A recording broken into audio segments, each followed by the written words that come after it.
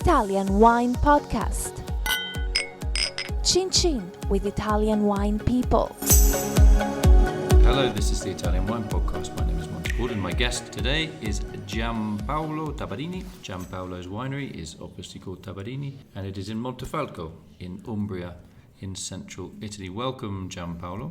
Thank you, Monty. Right, now let's start off with your family history.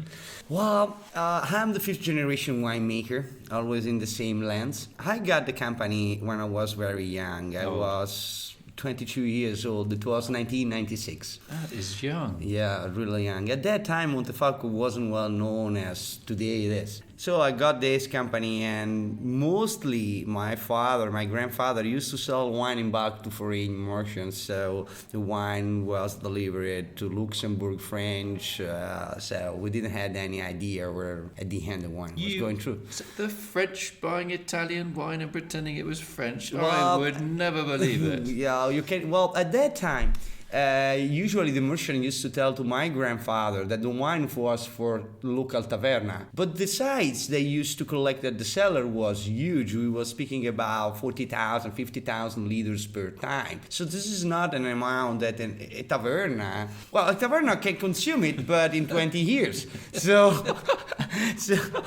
But grower at that time didn't have the culture, didn't have the knowledge of how the market was. So they simply trust on what those people used to tell them, and at the end they got the money. So yeah, it was quantity rather than quality. Yeah, so they was happy because winery in spring used to be clean. Yeah, empty. Sell all the wine in spring. Exactly. Yeah. Go on the holiday. money is in the pocket. Yeah. So at the end, was working at that time. So when I got the company, first things I said to my family it was, we have changed something. This is not anymore the way to go ahead. The market is changing, everything is changing. So if you really dream that I do not escape, that I don't go far away, you don't run away. Yes, if you want that I stay here in the village doing your job, something have to change. So it's basically what you're saying, it's my way or the highway. Either I did it my way or I'm going to go. Exactly. And were your parents happy? Did they say, okay, we'll trust you? Well, that was very scared. Really, literally scared. Because we had to invest a lot and change everything. Grower, never been investor, never been man that was into the industry, so have the knowledge of the commerce and so. So what did you invest in? Were you talking about stainless steel tanks? Yeah. High density vineyards? So slowly we had to purchase the new tools because the old one wasn't working anymore as should work. Because technology was changed, because if you want to sell the wine into the bottle, the wine should be perfect. Clean. And I wasn't looking to make the wine. I was looking to make a miracle. So if you want to make a miracle, you need of the right tools to make it happen. Okay, so now you've been doing, that was early 1990s, so you've had, 20 years? Yes, I was 22, so I started to run the company, I changed everything. At the beginning of 2000 was the time to release the wine on the market, but also there I keep another decision that was fundamental at that time, because the question on my brain was, why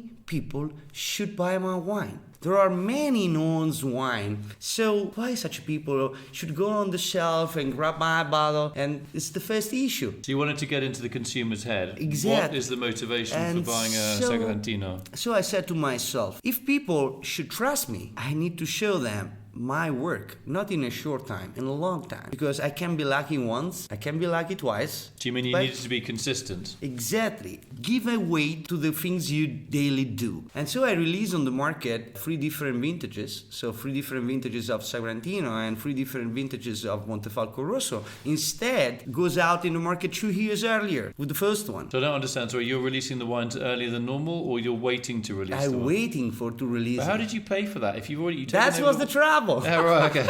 No cash in the pocket, so it was literally surviving. But that was good, because when we released the 3 vintages on the market, people touch with their hands, say, oh, the first vintage is so good, the second is even better. Third one is improving. This fucking guy is working seriously. All right. So you established a market. So that was our beginning on the market. And at the same time, the first words shows up. So we broken the wall here in Montefalco, where just a couple of wineries used to got the Trebbiano Gambero Rosso. So were you getting awards as well in the? Yes. So the wall was literally pushed down, and Were your parents happy? Were they still alive? Yeah. They were happy with it. They are. Were they surprised? Nobody was expecting that. So we got the first award from Gambero Rosso, my first Trebbiano, and that time I didn't have... Trebbiano is 3 glasses, which is the top rating from a very well-known and respected Italian wine critical journal. You're right. After these, many other words came years after years. So, and today we are awarded by all the known guide, national, international. So we are very proud of what we did. So tell me about the actual estate. How big is it? What is the soil type? How do you work? My first winery was inside. Your first winery? How many wineries have you had? I moved my things from rooms to another for many years since I got my. But they're always in one place, right? Yes. My grandfather had different buildings. There was a room inside the family house that was for fermenting. So the fermentation zone was inside the house. In the middle, there was the kitchen. Inside the fermenting zone. On the other side, there was the cows. So the kitchen was in the middle of such a garden. Between beef and wine, yeah? Exactly. Then, beginning of 2000, I moved all the things into another building close by the house. Since in 2003, I've been able to start to build a new cellar. But the new cellar I built in 2003, it wasn't really the building in my dreams. So I was dreaming, as everybody, we dream for the most beautiful woman, we dream for the best car, we have a lot of dreams. But sometimes it's not so easy get it immediately. So remain dreams at that time, but I built the first cellar, but I didn't have the satisfaction I was looking for. So now the project is improving and the new cellar is so nice. I'm very proud. So you've got another cellar? Yeah, it's always there. I'm enlarging the building, I'm adding a bricks up to another every time I can. So what is the difference between the old cellar and the new cellar? Well, I say all the time, first of all, I work personally up into the wine. So I do not have workers that take care of my grapes, take care of my wine. I personally do it. So I say all the time that if you want to do a good job, you should work in a comfortable way. Yeah, and simple. Yeah. As more space you have, as better you work. So I took a piece of paper, completely white, and I start to paint all the tools into this paper. And then after the tools, I said, okay, now it's time to place the wall. And I start to place the wall around the tools. So the walls follow the idea. So the shape of the winery is governed by what's going to be inside it. So when you say the tools, you mean like tanks, presses? Exactly. So all the stainless steel tanks to have fermentation, well, even before. Because there's a moment where we collect the grapes into the cellar. Because you make red and white wine as well, so that means you have a winery that must be capable of doing... But we are very carefully in the selection of the grapes. So I don't want to put all the grapes inside the same stainless steel tanks. I say all the time that make the wine is like cooking. So I don't want to take all the fruit and put all the fruits on the pot to make my marmalade. I want to say, okay, this is a very beautiful apple. I want to use this.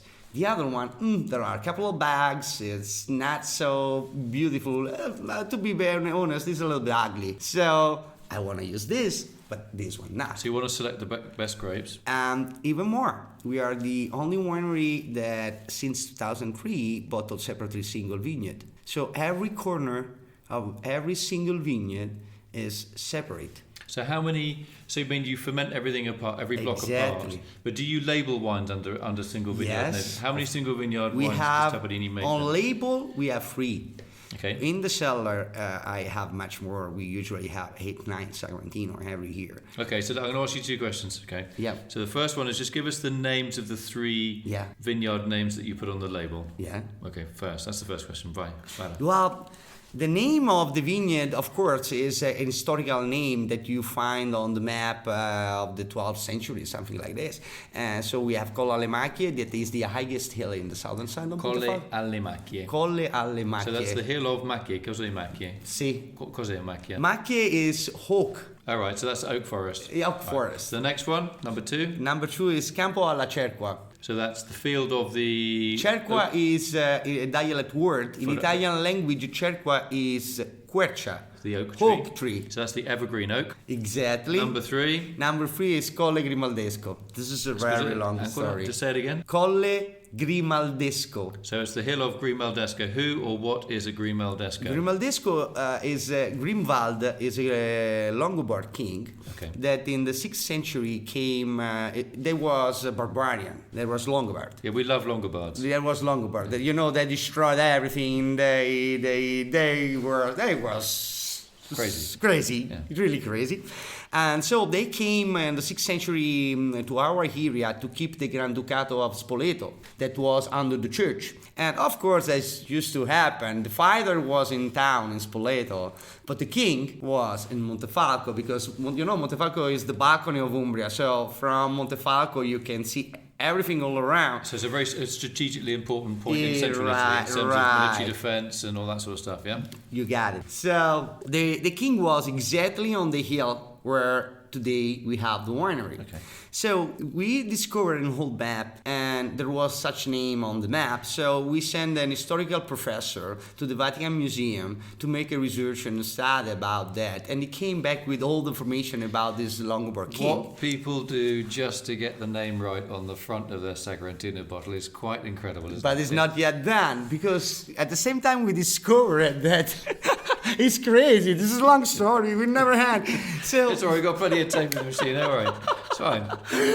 So I delivered a photographer to Spain because we discovered that this Longobard king did his own coins with his own face on it. So anyway, we got the picture and then from the picture we started another project. We realized that the graphic drawer of the king at such time used a lot of ovals of the same proportion, different sides, but the same proportion to make the paint. So we recreate again the project of the graphic drawer at 6th centuries. So you copied this, the way they made the paint and the paint itself. So you're Exactly. obviously not a man that does things by halves, yeah? You are.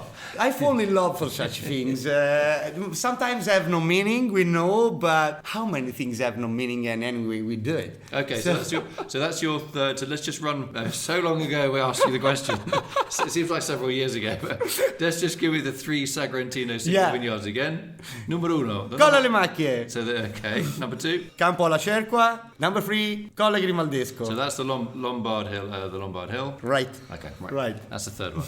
So in terms of the taste, quickly, just go through them one by one. The first wine, Wow. Colle alle. Colle alle Macchie is very deep, dark, Tannic? rich, full body. Yeah, all the Sagrantino are rich in tannins, but tannins for me means nothing. Is that on very clayey soil? You see. So that's why it's quite okay. The second wine. The second one, Campo, alla, Cerqua, is up to the river pebbles. So that's the oak tree vineyard. Yeah. So that's on pebbles. So that's going to be more softer tannins, maybe a little bit of spice You're right. in there. You're and, right. And number 3. Thinner, elegant, more acid. Right. Let's get the Longobards. The Longobard. third wine. Give me the name again. Is the Colle Grimaldesco. That is the most complex one because there we have river pebbles, clay. It's a mixed texture. Do you pick that in different times though? Oh no! I harvest all the grapes at the same time.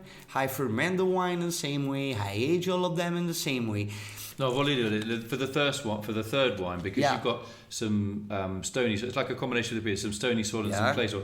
Is there a big difference in ripening between the? No, because I used to be the last winery in the area to harvest the grapes. We usually harvest from the 28, 29 of October since the beginning of November. Was that because you wanted to have like an overripe, sexy style, or because you just wanted to have phenolic maturity? The second one, for phenolic maturation, and first of all, for the ripeness of the tannins. Before you told me, is tannic such wine? I say, it's rich in tannins, but these tannins have no meaning. Not because they have no meaning, have a meaning. But if the tannins are sweet, they're born sweet. That means that they're ripe. They polymerize along the hair and the wine going to be smooth. If the wine born green, will be green forever. There's nothing to do. So polymerization just means the tannins form smooth chains, which means if they're forming smooth chains in the wine, it's going to be smooth on your mouth, right? Good job. Right. So, that's the 3 single vineyard Sagrantini. See? Is that right, Sagrantini? Sagrantino. There is not a plural. You're right. I stand corrected. This is great.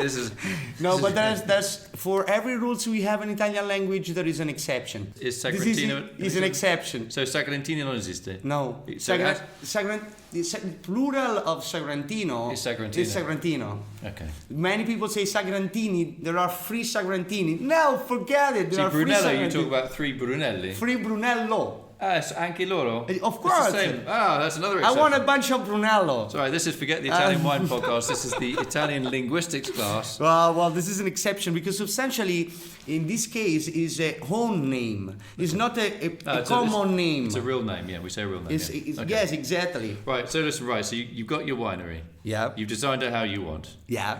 You've got your 3 single vineyard or single site Sagrantino? Oh. Yeah. Next.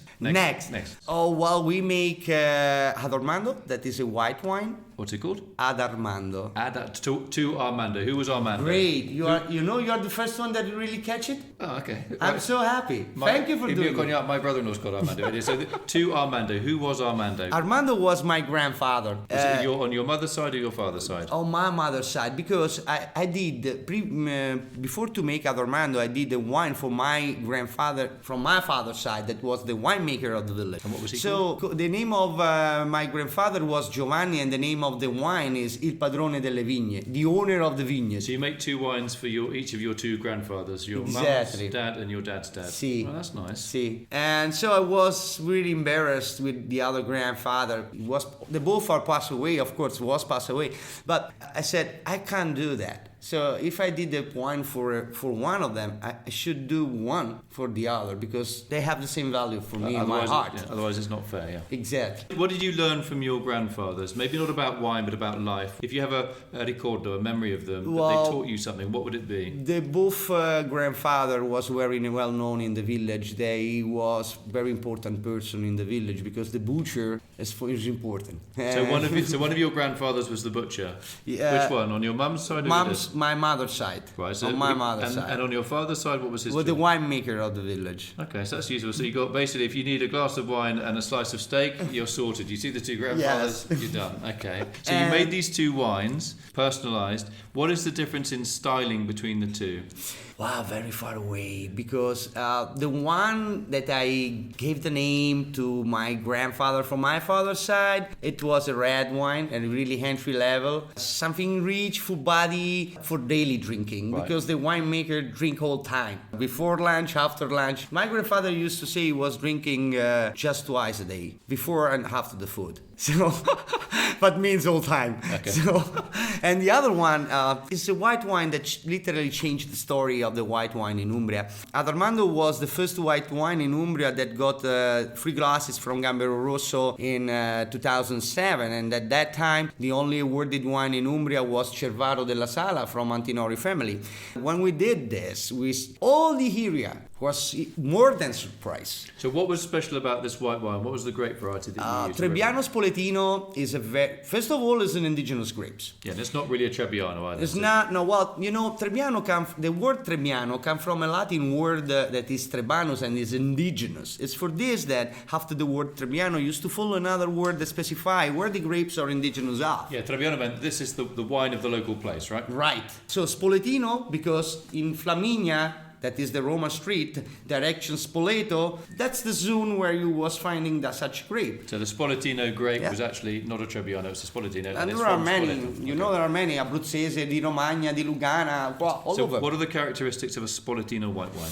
Well, this is completely different from all the other Trebbiano. First of all, because it used to be ripe at the beginning of November. That is crazy. Late ripening. Very, very late. Usually Trebbiano Toscano used to be ripe beginning of September. So very, very great ripeness that give the ability to the wine to stay on the plains during the first winter night. So basically, it's quite a resistant variety.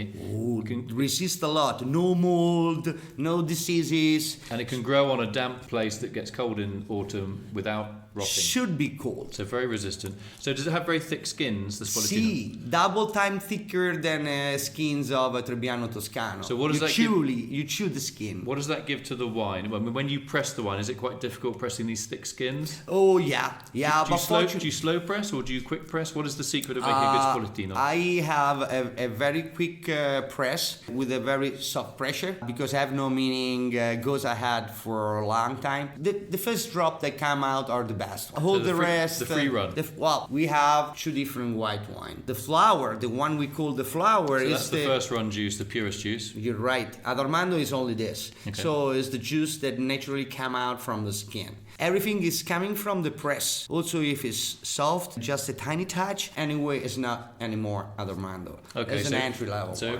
and where does the rest of the juice go? Which brand does that go into?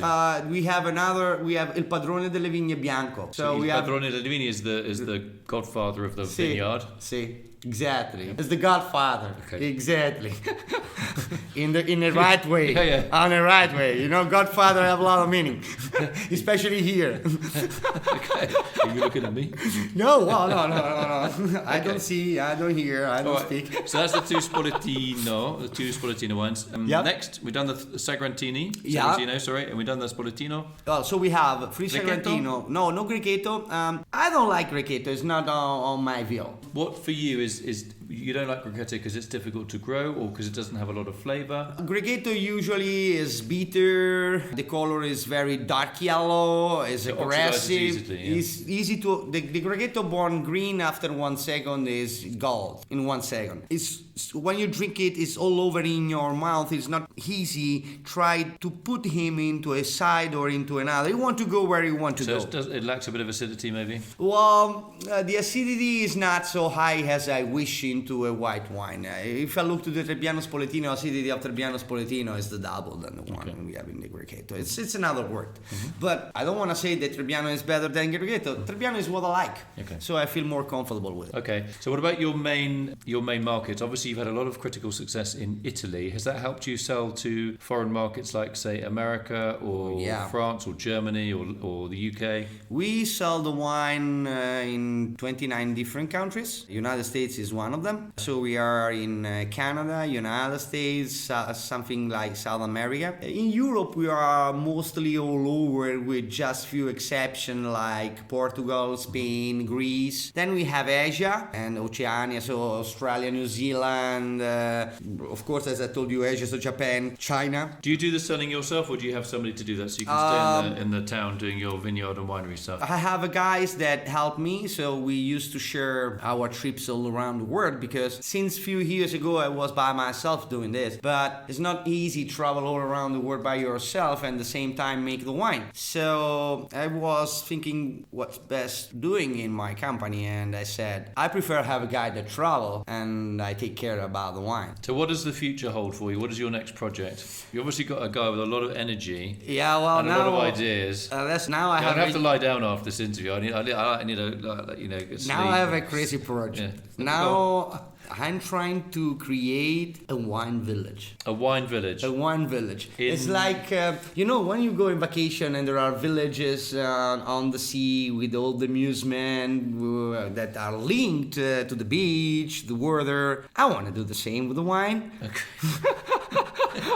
With no beach, no sand. So, because it's not comfortable to have the sand in the middle of the finger. So when you say like a wine village, what do you mean by that? But who would it be aimed at as well? Would it be aimed at younger people or older people? Italians, foreign people? I want foreigners, I want Italians, I want young, I want old. I don't want to make a discrimination. So this is not something for a specific category. It's for people that have fun, love the wine, want to have a new experience, and they want to enjoy something new, a funny idea. So they come to the cellar and they have everything. There are circuits where you can go on the kitchen garden, collecting everything you want. You can have tour in the middle of the animals and take your animals if you wish to. So you've got animals as well, have you? Yes, because as I told you, because my grandfather was a butcher, we still have everything. You still have cows then? We have cows, not anymore, but we have pigs, we have lambs, we have ducks,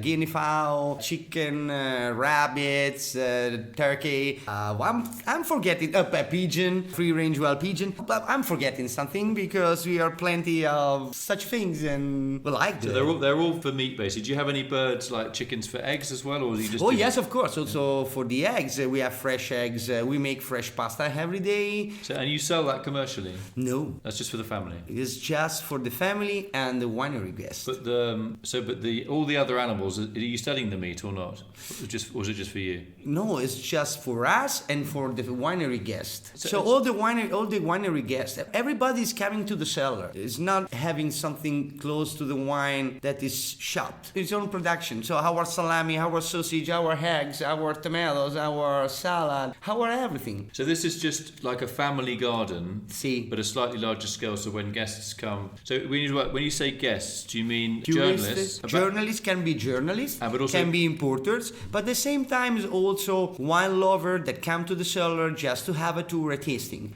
So why you should taste my wine with the garbage? I don't make garbage, so Okay, I so want but to if a something tourist right. comes and has like a meal in the winery, obviously Yeah. they pay for that. It's not like it's free. Oh, no. Yeah. The tasting are at payment. Of course, the guys discount the tasting at the end of the tour if the guest purchase wine, the yeah. wine. Of course, if you purchase the wine, at the end we discount the tasting. Have no meaning, ask money if you purchase the wine. So how many people do you have looking after all these animals? It can't just be your family. Oh, my mom and my father and my aunts are taking care of all the animals. And I have my uncle that was the cellar master with my grandfather. He's now 81 years old. That is helping me in the cellar. That's it. That's great.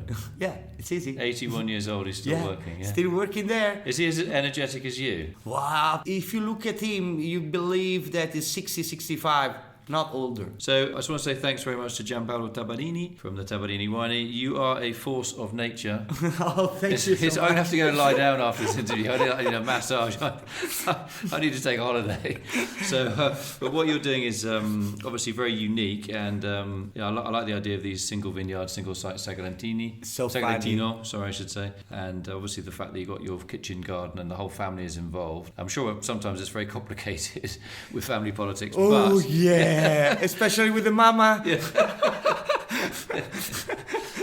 Just want to say thanks very much to Giampaolo Tabarrini of the Tabarrini Winery in Montefalco. Not only a winery, it is obviously a gastronomic destination, I think, having heard about this kitchen garden. Obviously, you've made a mark locally, and you've certainly made a mark internationally as well with your wines, and within Italy, of course. You are a force of nature. Great to meet you. Nature is the wine, brother. I need to go lie down. Exhausting interview. It's been great. Great stuff. Thank you so much. Follow Italian Wine Podcast on Facebook and Instagram.